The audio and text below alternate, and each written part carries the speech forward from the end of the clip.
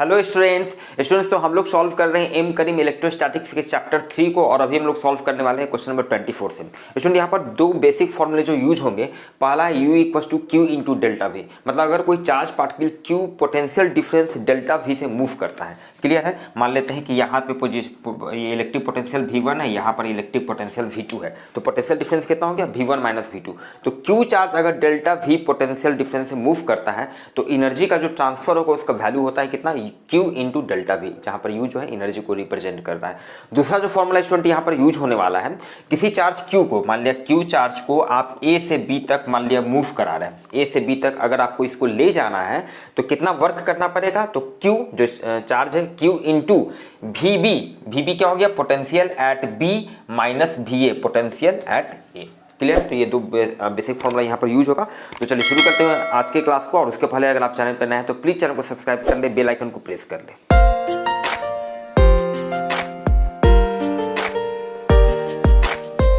Student question number 24 कह रहा है calculate the energy processed by 10 to the power 10 electrons after moving in vacuum through a potential difference of 2000 volt. ध्यान दीजिएगा यहाँ पर आपको क्या क्या दिया हुआ है, नंबर ऑफ इलेक्ट्रॉन्स का वैल्यू दिया हुआ है 10 टू द पावर 10 इलेक्ट्रॉन्स, इतना इलेक्ट्रॉन जो है मूव कर रहा है। कितना पोटेंशियल डिफरेंस है, पोटेंशियल डिफरेंस मतलब डेल्टा वी का वैल्यू आप लोगों को दिया हुआ है, दिस इज 2000 वोल्ट, इतना वोल्ट से दिया हुआ है। तो पूछ रहा है कि कितना एनर्जी ये प्रोसेस कर रहा है, मतलब एनर्जी का सिंपली फॉर्मूला हम लोगों को यूज करना है जो कि क्या होता है Q into delta we. Clear है? अब यहाँ पर ध्यान दीजिएगा Q इक्वल टू क्या होता है N इन, जहाँ पे N क्या हो गया, number of electrons, E electronic charge. Quantisation of principle में हम लोगों ने पढ़ा था ये फॉर्मूला को, सबसे पहला फॉर्मूला इलेक्ट्रोस्टैटिक्स का आप कह सकते हैं, ये डेल्टा वी हो गया। चलिए सबका वैल्यू पुट कर देते हैं। ये n का वैल्यू हो गया 10 टू द पावर 10, e का value 1.6 into 10 to the power minus 19 coulomb, और डेल्टा v का वैल्यू स्टूडेंट हो गया 2000। इसको जब सॉल्व करेंगे स्टूडेंट तो सॉल्व करने का इसका वैल्यू आ जाता है 3.2 into 10 to the power minus 6 joule. Energy का वैल्यू हम लोग निकाल रहे हैं। मूव करते हैं नेक्स्ट क्वेश्चन, क्वेश्चन नंबर 25 की तरफ। क्वेश्चन नंबर 25 कह रहा है 4 point spheres each having charge plus 20 microcoulomb are placed at the 4 corners of a square of side 10 centimetre, calculate the potential at the centre of the square. Student यहाँ पर आपको एक square दिया हुआ है, साइड लेंथ है 10 centimetre और हर इसके कॉर्नर पे 20 माइक्रोकूलम का चार्ज रखा हुआ है। तो आपको इसके सेंटर पे इलेक्ट्रिक पोटेंशियल का कितना वैल्यू होगा ये हम लोगों को निकालना है। स्टूडेंट यहाँ पर जो फॉर्मूला यूज होगा, अगर कोई पॉइंट चार्ज Q है तो इससे R डिस्टेंस पर इलेक्ट्रिक पोटेंशियल का कितना वैल्यू होता है KQ/R, ये हम लोग पहले पढ़ चुके हैं। अब ध्यान दीजिएगा, अब इसके चलते भी यहाँ पर इलेक्ट्रिक पोटेंशियल का वैल्यू होगा, इसके चलते भी होगा, इसके चलते भी होगा, इसके चलते भी होगा। सिस्टम में टोटल 4 चार्ज है, मतलब कि सबके चलते लिखेंगे this plus this plus this plus, मतलब 4 वैल्यू होगा। ध्यान दीजिएगा एक बात है, सबके लिए जो आप इलेक्ट्रिक पोटेंशियल का वैल्यू लिखिएगा सब में K तो कॉमन है, K का value 9 into 10 to the power 9 आप समझ रहे हैं। अच्छा Q भी कॉमन है, सब में, सबके लिए Q का वैल्यू सेम है 20 माइक्रोकूलम, और साथ ही साथ स्टूडेंट ये जो डिस्टेंस है ना, ये R, ये डिस्टेंस भी सेम होगा, क्योंकि ये सेंटर की बात हो रही है, सेंटर से ये हर कॉर्नर का डिस्टेंस आपका बराबर होगा। और ये R का वैल्यू जानते कितना होगा, देखिए इसका साइड लेंथ दिया हुआ है 10 सेंटीमीटर, तो जो स्क्वायर है इसका डायगोनल कितना हो जाता है √2 into side of one length of one side कितना हो गया 10 सेंटीमीटर, मतलब इतना, इसको मीटर में कन्वर्ट कर लिए। अब ये R कितना होगा, ये तो टोटल यहाँ से लेकर यहाँ तक का ये डिस्टेंस हुआ, ठीक है, इसका पूरा डायगोनल का, तो R कितना हो जाएगा, इसका हाफ हो जाएगा। तो ध्यान दीजिए सबके लिए जो इलेक्ट्रिक पोटेंशियल का वैल्यू लिखेंगे ना वो वैल्यू बराबर होगा, क्योंकि K भी सेम है सबके लिए, Q भी सेम है प्लस 20 माइक्रोकूलम, और R का भी वैल्यू सबके लिए सेम है। मतलब कि हम सीधे लिख सकते हैं, अगर ये P पॉइंट है तो VP क्या हो गया, electric potential at point P, मतलब इसके सेंटर पे ये क्या होगा, सीधे 4 से मल्टीप्लाई कर दिए, या तो सबके लिए this plus this plus this plus 4 बार लिखे, या सीधे हम 4 से मल्टीप्लाई करके किसी एक का वैल्यू लिखे। क्लियर है? KQ/R, K का वैल्यू हो गया 9 into 10 to the power 9, Q का वैल्यू हो गया 20 माइक्रोकूलम, मतलब 20 into 10 to the power minus 6 में इसको कूलम में कन्वर्ट कर लिए, और R का वैल्यू इतना हो गया √2 into 10 into 10 to the power minus 2 divided by 2। Clear है स्टूडेंट? इसको जब सॉल्व करेंगे तो सॉल्व करने के बाद आप देख सकते हैं स्टूडेंट इसका कुछ इतना वैल्यू आता है। मूव करते हैं नेक्स्ट क्वेश्चन, क्वेश्चन नंबर 26 की तरफ। स्टूडेंट क्वेश्चन नंबर 26 कह रहा है 2 insulated surface are maintained at a potential difference of 2 into 10 to the power 4 volt if the energy output is 10 to the power minus 5 joule when a spark is produced between them, then calculate the charge transfer during the spark. Student यहाँ पे आप देख सकते हैं आपको क्या क्या दिया हुआ है, पोटेंशियल डिफरेंस का वैल्यू दिया हुआ है, इतना वोल्ट है, एनर्जी ट्रांसफर का value 10 to the power minus 5 joule, तो चार्ज का वैल्यू हम लोगों को निकालना है। सीधा बात है, आपका डायरेक्ट ध्यान जाएगा इस फॉर्मूला पे, और इस फॉर्मूला के हिसाब से देखिए हम लोग लिख सकते हैं Q इक्वल टू क्या लिख सकते हैं, u बाई डेल्टा वी उधर चला जाएगा। सबका वैल्यू पुट कर देना है। u का वैल्यू हो गया 10⁻⁵, डेल्टा v का वैल्यू हो गया 2 इंटू 10⁴ वोल्ट। अब यहाँ पे ध्यान दीजिएगा 4 ये ऊपर में चला गया, 1/2 है तो 0.5 इंटू 10⁻⁹, इसको 10 से मल्टीप्लाई किए, 10 से डिवाइड किए, मतलब इसको हम लोग फर्दर सॉल्व करके लिख सकते हैं। इतना क्या हो जाएगा coulomb. This is your answer. Clear है। मूव करते हैं नेक्स्ट क्वेश्चन, क्वेश्चन नंबर 27 की तरफ। क्वेश्चन नंबर 27 कह रहा है 4 point charges -10 microcoulomb +15 microcoulomb -25 microcoulomb and +20 microcoulomb are placed at the corners of a square of side 10 centimetre. Calculate the potential at the intersection of the diagonals. Question यहाँ पर आपको क्या है कि अगेन इस तरह का क्वेश्चन हम लोगों ने अभी जस्ट सॉल्व किया था। इस स्क्वायर में चारों कॉर्नर पर जो चार्ज रखा हुआ उसका वैल्यू आपको दिया हुआ है, साइड लेंथ 10 सेंटीमीटर दिया हुआ है, तो इसके सेंटर पे हम लोगों को इलेक्ट्रिक पोटेंशियल का वैल्यू निकालना है। तो अगेन यहाँ पर 4 वैल्यू होंगे, चूंकि सिस्टम में टोटल 4 चार्ज है, सबके चलते इलेक्ट्रिक पोटेंशियल का वैल्यू यहाँ पर लिख के उसको ऐड कर देंगे। One thing. दूसरा यहाँ पर जो फॉर्मूला यूज होगा क्या होगा, KQ/R। अब ध्यान दीजिए अगेन यहाँ पर भी इस केस में K का वैल्यू सबके लिए सेम होगा, लेकिन Q का वैल्यू सबके लिए अलग अलग है। और अगेन R का वैल्यू हम लोगों ने जस्ट अभी देखा, ये R का वैल्यू भी सबके लिए सेम होगा। तो अगर ये मान लिया इसको O पॉइंट लिखते हैं सेंटर को, तो ध्यान दीजिएगा O पॉइंट पर क्या होगा। अब यहाँ पर एक एक करके लिखते हैं। इसके चलते क्या होगा, नेगेटिव चार्ज है तो इसके चलते यहाँ पे पोटेंशियल नेगेटिव होगा। कितना हो जाएगा, तो -K इंटू Q का value 10 microcoulomb divided by R का ये जो वैल्यू होगा, इसके चलते लिखते हैं। ये प्लस है तो प्लस होगा उसके चलते, तो plus K into 15 divided by R। Clear है। इसके चलते फिर माइनस होगा तो -KQ का value 25 divided by R। Again इसके चलते फिर plus K into 20 divided by R। Clear है। मतलब -10 के बाई R प्लस 15 के बाई R -25 के बाई R प्लस 20 के बाई R। और ध्यान दीजिए जब आप इसको सॉल्व कीजिएगा तो सिंपली इसका वैल्यू 0 आ जाता है। क्लियर है। तो इसका फाइनल आंसर 0 हो गया। One thing. सेकेंड थिंग, इस तरह के क्वेश्चंस जब आपका प्रैक्टिस हो जाएगा तो आप देख के ही डायरेक्टली सॉल्व कर सकते हैं भाई कि K और R का वैल्यू सबके लिए सेम होगा। K और R का वैल्यू सबके लिए सेम होगा। K का वैल्यू 9 × 10⁹ तो बच गया Q।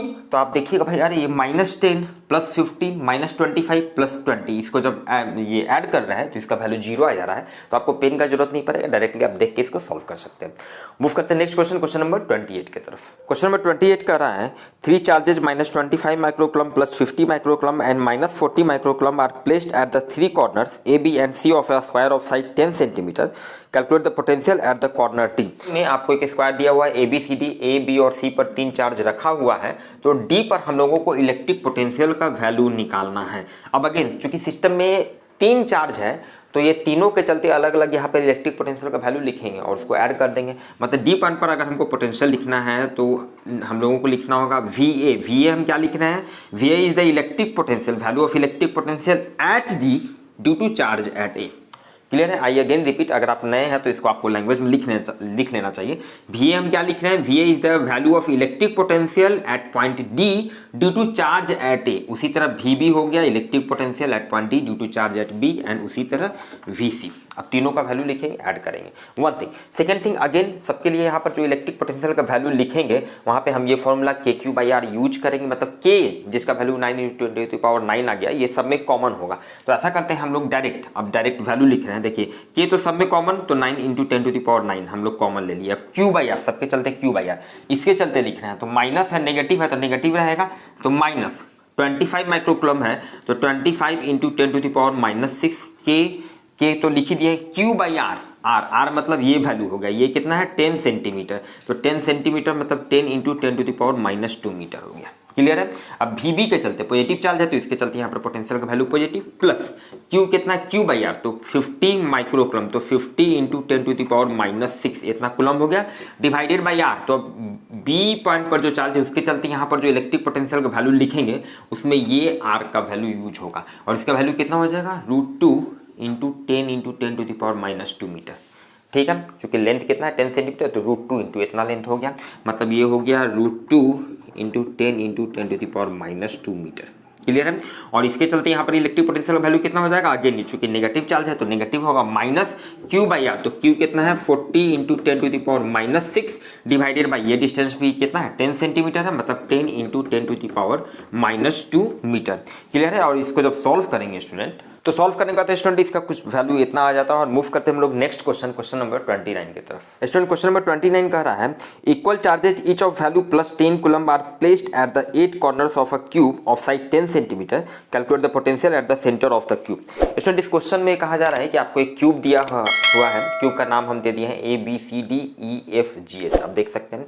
इसके हर कॉर्नर पर जो चार्ज रखा हुआ है उसका वैल्यू प्लस 10 कूलम है, तो इसके सेंटर पे कितना इलेक्ट्रिक पोटेंशियल का वैल्यू होगा। अगेन चूंकि आप समझ रहे हैं कि भाई इस सिस्टम में टोटल कितना 8 चार्ज है, ऊपर 4 चार्ज हो गया और 4 नीचे, मतलब टोटल 8 चार्ज है। अब 8 के चलते इलेक्ट्रिक पोटेंशियल का वैल्यू यहाँ पर अलग अलग लिखिए और उसको ऐड कीजिए। One thing. Second thing, again यहाँ पर जो फॉर्मूला यूज होगा KQ by point charge Q के चलते 8 डिस्टेंस पर इलेक्ट्रिक पोटेंशियल का वैल्यू। अब यहाँ पर अगेन आप नोटिस कीजिए, हर के लिए जो आप इलेक्ट्रिक पोटेंशियल का वैल्यू लिखिएगा तो सब में तो K आएगा, मतलब K कॉमन है, 9 × 10⁻⁹ जिसका वैल्यू हो गया। अच्छा Q भी सबके लिए कॉमन है, क्योंकि सब हर कॉर्नर पे जो चार्ज है वो प्लस 10 कूलम, तो Q भी कॉमन है। साथ ही साथ R का जो वैल्यू, R कहने का मतलब R यहाँ पे क्या हो गया, मतलब अगर इसको O नाम दिए तो R हो गया OA equals to OB equals to OC equals to this equals to OH।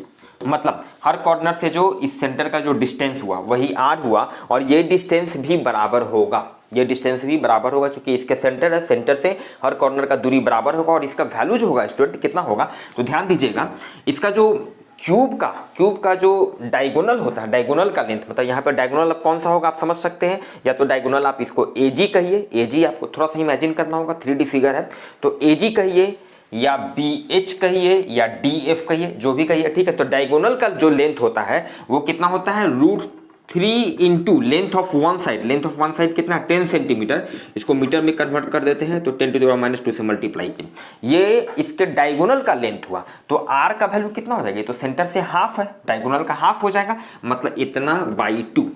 Clear है, कहने का मतलब है कि हर जो चार्ज है उसके चलते इलेक्ट्रिक पोटेंशियल का वैल्यू सबके लिए सेम होगा, क्योंकि K भी सेम है, Q भी सेम है और R भी सेम है। इसलिए हम लोग डायरेक्ट लिख सकते हैं VO, मतलब value of electric potential at point O, सीधे हम 8 से मल्टीप्लाई कर देते हैं, समझ रहे हैं, क्योंकि सबके लिए सेम है तो 8 बार लिखे या 8 से मल्टीप्लाई करें। 8 इंटू KQ/R, K का वैल्यू हो गया 9 × 10⁻⁹, Q का वैल्यू कितना है plus 10 coulomb, divided by R का वैल्यू कितना है √3 इंटू 10 × 10⁻⁻² डिवाइडेड बाई 2। क्लियर है, और इसको जब सॉल्व करेंगे स्टूडेंट, तो सॉल्व करने के बाद स्टूडेंट इसका कुछ इतना वैल्यू आ जाता है। मूव करते हैं नेक्स्ट क्वेश्चन, क्वेश्चन नंबर 30, और जो कि इनफैक्ट इसी से रिलेटेड है। ये क्वेश्चन कह रहा है student in the above question calculate the electric field intensity at the centre of the cube. Again यहाँ पर अब O पॉइंट पर इलेक्ट्रिक फील्ड का कितना वैल्यू होगा, तो भाई जैसे इलेक्ट्रिक पोटेंशियल का की टोटल 8 वैल्यू होगा उसी तरह इलेक्ट्रिक फील्ड का भी टोटल 8 वैल्यू होगा, हर चार्ज के चलते यहाँ पर इलेक्ट्रिक फील्ड होगा। One thing. सेकेंड थिंग, अब यहाँ भी आप समझ सकते हैं कि भाई इलेक्ट्रिक फील्ड का जो वैल्यू होगा उसका मैग्नीट्यूड कितना होगा KQ/R²। तो K सबके लिए सेम है, Q सबके लिए सेम है, R भी सबके लिए सेम है। कहने का मतलब है हर चार्ज के चलते इलेक्ट्रिक फील्ड का जो वैल्यू होगा O पर, उसका मैग्नीट्यूड, उसका वैल्यू फिक्स होगा। अब हम लोगों को देखना होगा डायरेक्शन। तो अब ध्यान दीजिए, मान लिया अगर आप किसी, देखिए अगर O को कंसीडर करते हैं तो देखिए O के चलते जो इलेक्ट्रिक फील्ड होगा वो इससे दूर होगा, क्योंकि प्लस 10 माइक्रोकूलम, सब जगह पॉजिटिव चार्ज 10 कूलम रखा हुआ, ठीक है। उसी तरह एक जस्ट अपोजिट वाला कॉर्नर जो G है उसके चलते जो, इसके चलते जो इलेक्ट्रिक फील्ड होगा ये इसके जस्ट अपोजिट डायरेक्शन में होगा, जस्ट अपोजिट डायरेक्शन में होगा और सेम वैल्यू का होगा, मतलब ये दोनों एक दूसरे को कैंसिल कर देगा। कह रहे हैं, समझ रहे हैं, कहने का मतलब है कि EA और EG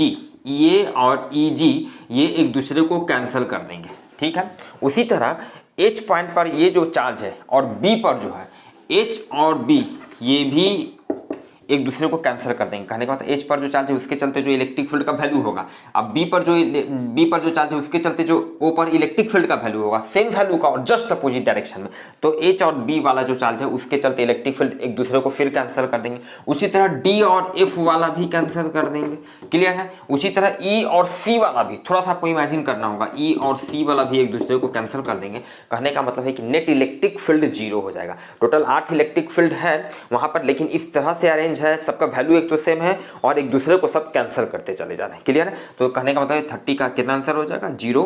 और मूव करते हैं हम लोग नेक्स्ट क्वेश्चन नंबर 31 की तरफ। क्वेश्चन नंबर 31 कह रहा है two charges of value 10 microcoulomb and -10 microcoulomb are placed at the corners A and C of an equilateral triangle ABC of side 20 centimeter.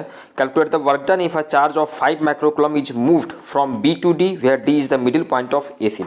Student यहाँ पर इस क्वेश्चन में आपको एक इक्विलैटरल ट्राइंगल ABC दिया हुआ है, साइड लेंथ 20 सेंटीमीटर, मतलब हर साइड का लेंथ कितना है 20 सेंटीमीटर है। D आपका AC का मिडिल पॉइंट है।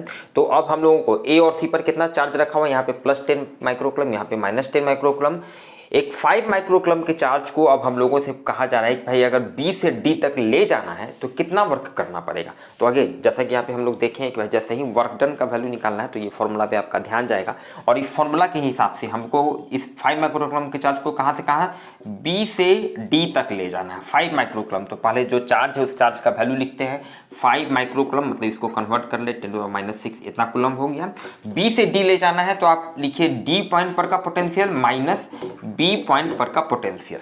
क्लियर है? तो अब हम लोगों का टारगेट है कि B और D पॉइंट पर का इलेक्ट्रिक पोटेंशियल निकालेंगे, इसका वैल्यू यहाँ पर रख देंगे। अब ध्यान दीजिएगा B पॉइंट पर का पोटेंशियल यहाँ पर ऑब्वियस है, दो चार्ज है, एक 10 माइक्रोकूलम का, एक -10 माइक्रोकूलम का, तो दोनों के चलते यहाँ पर इलेक्ट्रिक पोटेंशियल का वैल्यू होगा वन थिंग KQ/R, ये फॉर्मूला यूज होगा। तो ध्यान दीजिए एक के चलते पॉजिटिव होगा यहाँ पे, इसके चलते नेगेटिव होगा।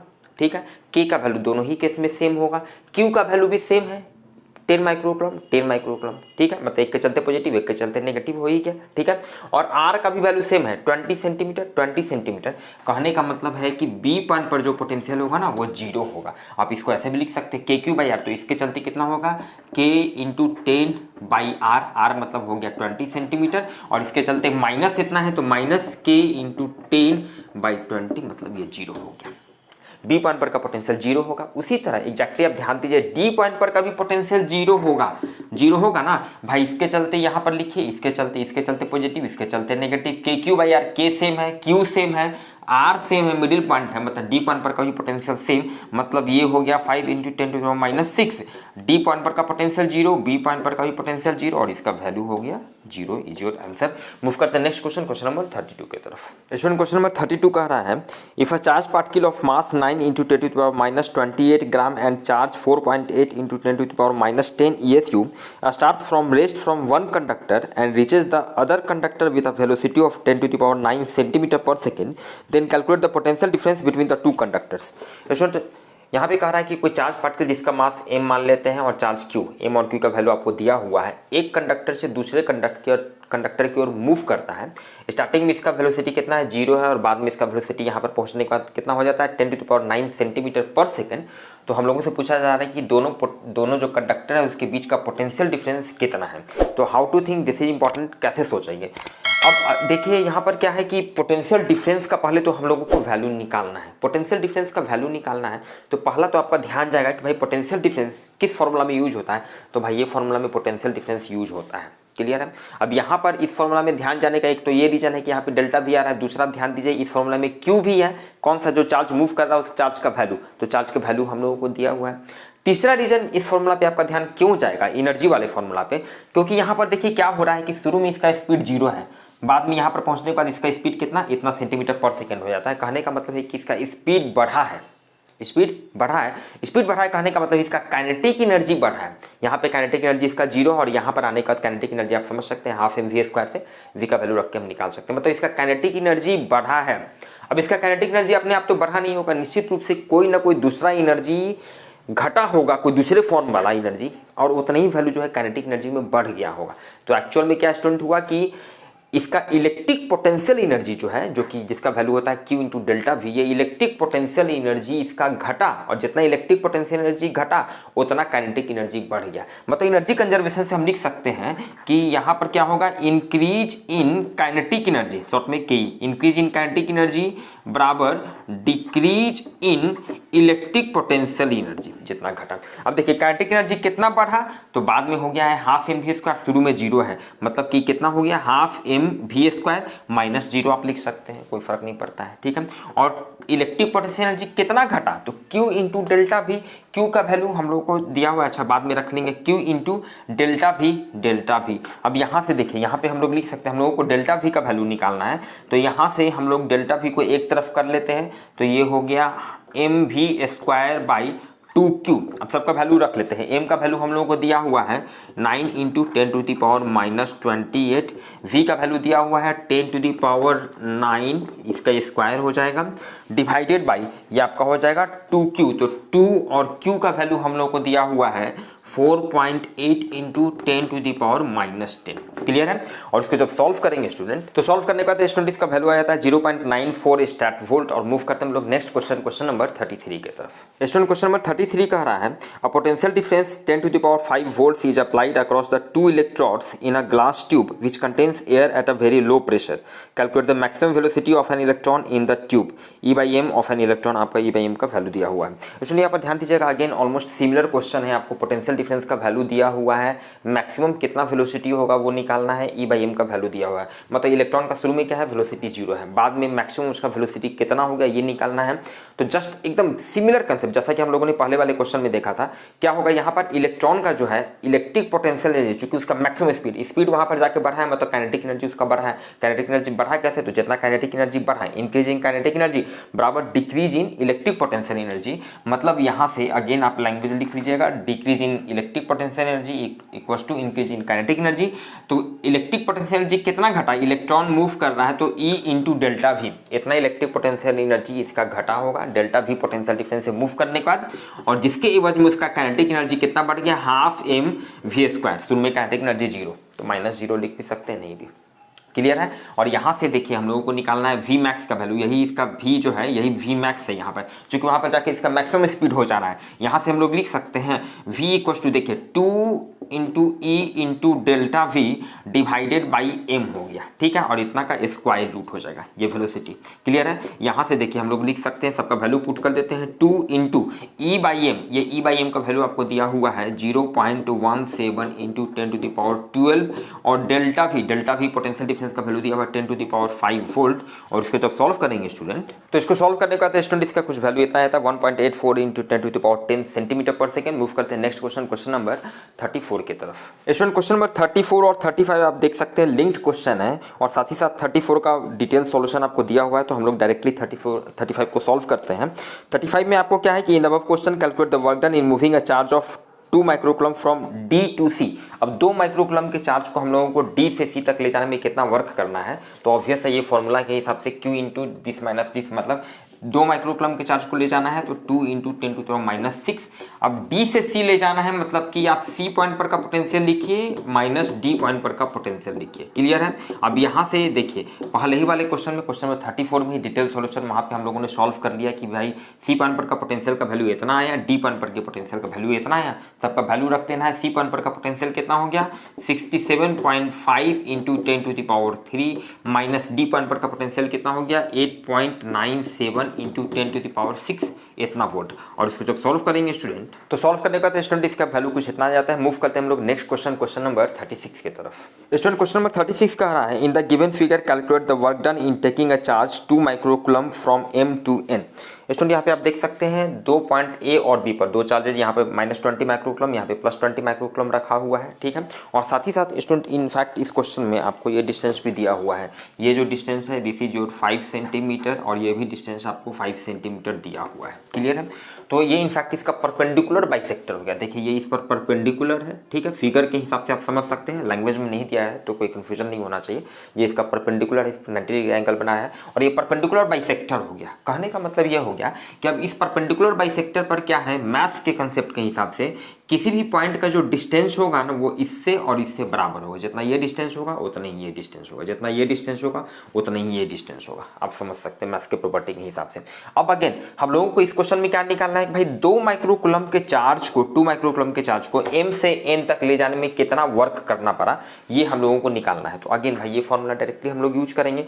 2 माइक्रोकूलम के चार्ज को ले जाना है, मतलब ये 2 इंटू 10⁻⁶ इतना कितना कूलम हो गया, m से n तक ले जाना है तो सिंपल आप n पॉइंट पर का पोटेंशियल लिखिए माइनस m पॉइंट पर का पोटेंशियल लिखिए। क्लियर है स्टूडेंट? अब ध्यान दीजिएगा स्टूडेंट, यहाँ पर क्या होगा कि n पॉइंट पर का जो पोटेंशियल, ठीक है ना, मतलब कि दोनों के चलते आप लिखेंगे, इसके चलते भी और इसके चलते भी। फॉर्मूला क्या यूज करेंगे, KQ/R। अब ध्यान दीजिए, K तो दोनों ही के लिए जो फॉर्मूला आप लिखेंगे K दोनों में आएगा, 9 × 10⁹ वैल्यू हो गया।